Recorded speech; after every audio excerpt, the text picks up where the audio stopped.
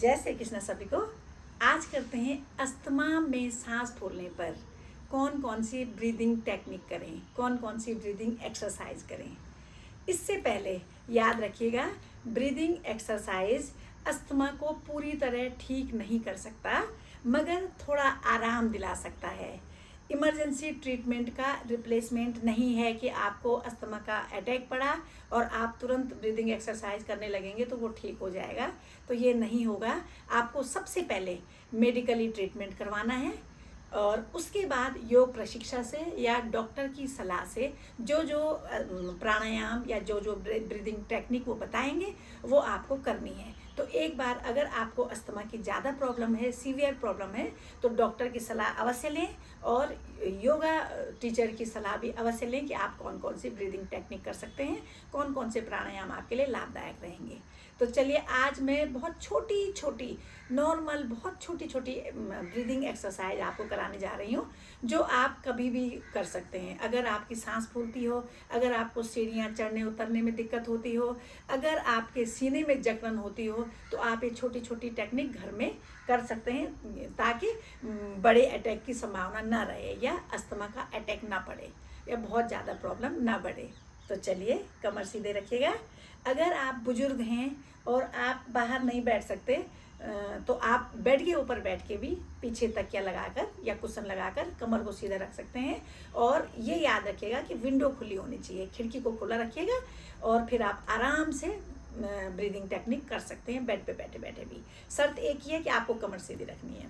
और अगर आप थोड़ा सा ठीक हैं, आप हवादार स्थान पर बैठ सकते हैं या अस्थमा की बहुत ज़्यादा प्रॉब्लम नहीं है, सीवियर अटैक नहीं आ रहे हैं, हल्की फुल्की दिक्कत है कि सांस फूल रही है और थोड़ा चढ़ने उतरने में दिक्कत होती है, तो उसके लिए आप बाहर बैठ के भी ये टेक्निक अपना सकते हैं और अस्थमा को स्टार्टिंग में ही जहाँ सांस फूलनी शुरू हो वहीं रोक सकते हैं। अगर आप स्टार्टिंग में रोक देंगे तो फिर सीवियर अटैक तक नहीं पहुँचेंगे, और अगर आप वहाँ तक पहुँच चुके हैं, सीवियर प्रॉब्लम है, तो डॉक्टर की सलाह के साथ साथ आप ये छोटी छोटी प्राणायाम की टेक्निक या सांस की ब्रीदिंग एक्सरसाइज अवश्य करें।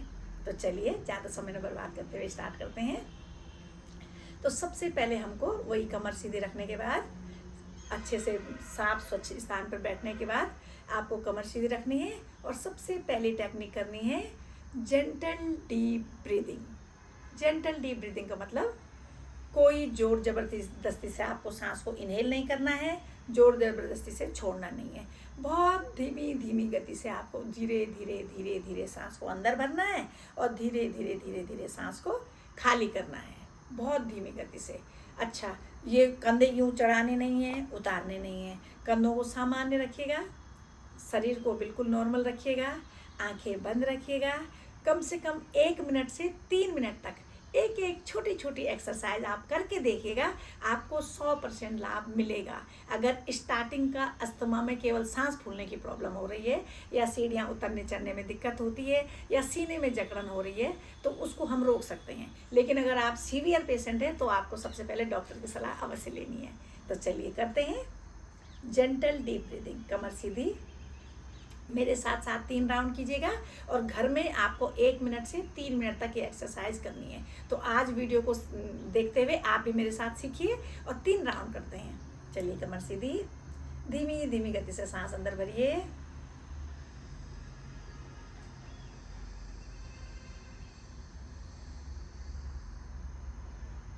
छोड़िए,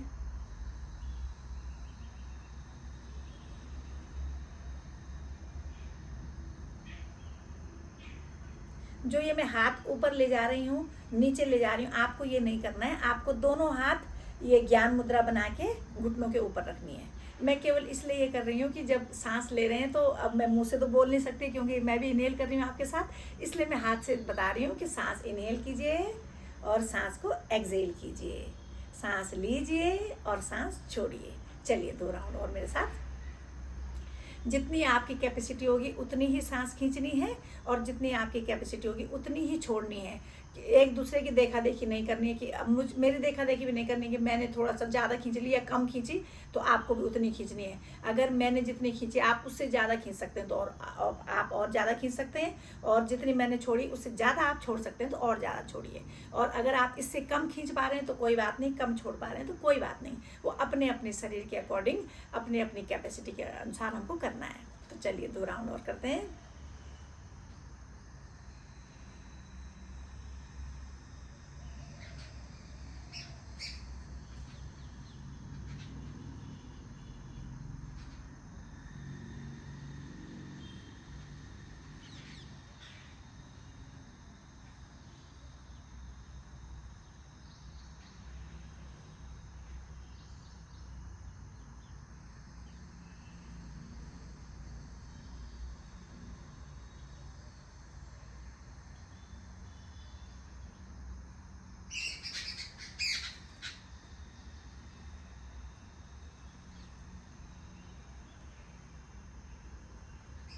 चेहरे पर हल्की सी स्माइल रखिएगा और आरामदायक स्थिति में बैठ के आप ये जेंटल डीप ब्रीदिंग कर सकते हैं। कम से कम 1 मिनट, अधिक से अधिक 3 मिनट, 4 मिनट, 5 मिनट तक आप इसको कीजिएगा। इसके बाद सेकंड एक्सरसाइज आप करेंगे पर्स्ड लिप ब्रीदिंग। इसका मतलब क्या है?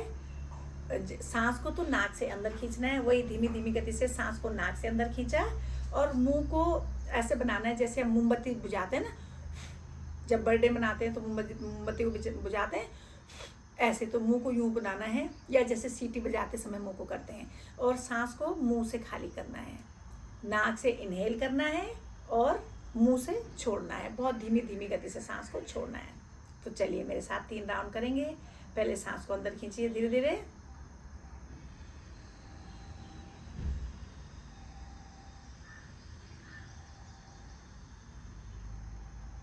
छोड़िएगा,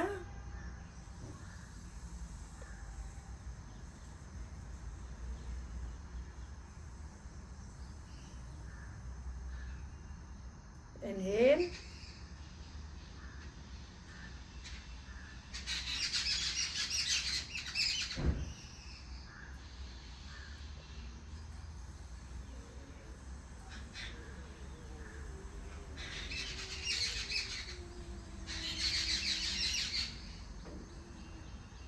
एक्सेल। 1 राउंड और कीजिए,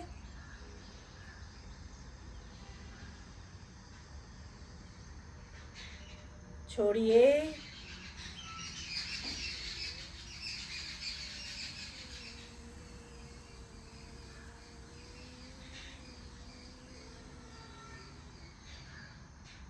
इस पर्स्ड लिप ब्रीदिंग को भी आप कम से कम 1 मिनट, 2 मिनट, 3 मिनट और अधिक से अधिक 5 मिनट तक कर सकते हैं। तो जितनी आपकी क्षमता होगी उस अनुसार आपको ये वाली एक्सरसाइज भी करनी। बहुत सिंपल सी है और इससे सांस को बहुत आराम मिलता है, लंग्स को बहुत आराम मिलता है। तो आप पाएंगे, जब आप करेंगे तो अब आप पाएंगे कि सांस फूलना थोड़ा कम हो गया है, मुझको चढ़ने उतरने में परेशानी नहीं हो रही है, सीने की जकड़न कम हो रही है। जब आप नियमित अभ्यास करेंगे तो आपको फ़ायदा अवश्य नज़र आएगा।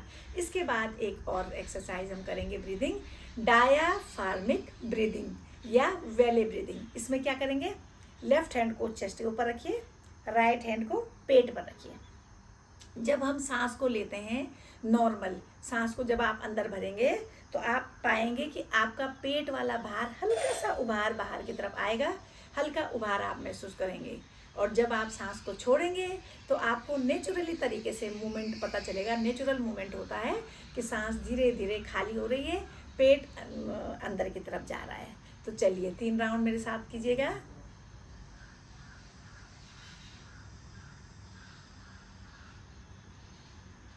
छोड़िए। देखो जब हमने सांस अंदर ली है तो पेट हल्का बाहर की तरफ उभार आया है, अब जब छोड़ेंगे तो पेट अंदर की तरफ जाएगा। 2 राउंड और,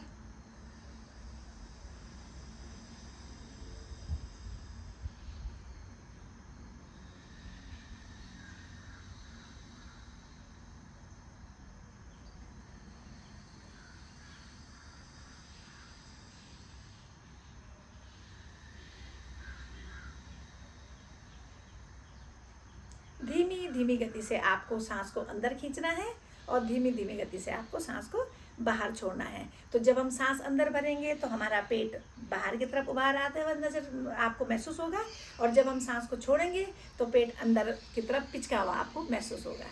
इसके बाद लास्ट ब्रीदिंग एक्सरसाइज जो बिल्कुल सिंपल है, आप करेंगे रिलैक्स ब्रीदिंग। रिलैक्स ब्रीदिंग मतलब नेचुरल जो ब्रीदिंग हम आमतौर पर हमेशा करते ही हैं उसको रिलैक्स ब्रीदिंग कहते हैं। आपको केवल ये ध्यान रखना है, हमको सिर्फ ये देखना है नॉर्मल ब्रीदिंग में कि ये ऑब्जर्व करना है कि कैसे हम सांस अंदर ले रहे हैं, कैसे हम छोड़ रहे हैं। नॉर्मल ब्रीदिंग आपको सिर्फ अपने ऑब्जर्व करनी है, अपनी सांस की इनहेल एक्सहेल को ऑब्जर्व करना है केवल, ना आपको प्रयास करना है ज़्यादा सांस खींचने का और ना आपको प्रयास करना है ज़्यादा सांस छोड़ने का। आपको केवल रिलैक्स करना है। रिलैक्स आप बैठे हैं, आंखें बंद रखिएगा।